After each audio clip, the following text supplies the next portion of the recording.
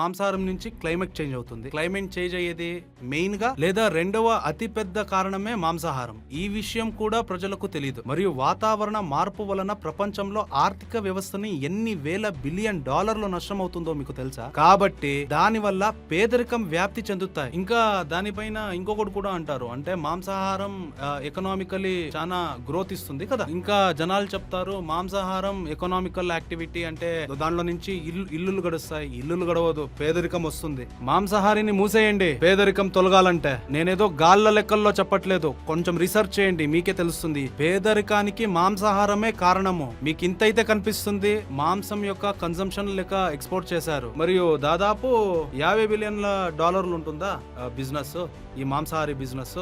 అందులో మీరు 10% మార్జిన్ ఉంటే మీకు 5 బిలియన్ల డాలర్లు లాభం వస్తుంది. దాంట్లో 5 బిలియన్ల డాలర్లు మీకు లాభం వచ్చింది అనుకోండి.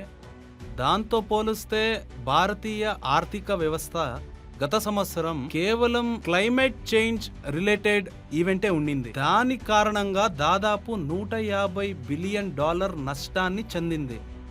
అవును, ఇప్పుడు పోల్చండి.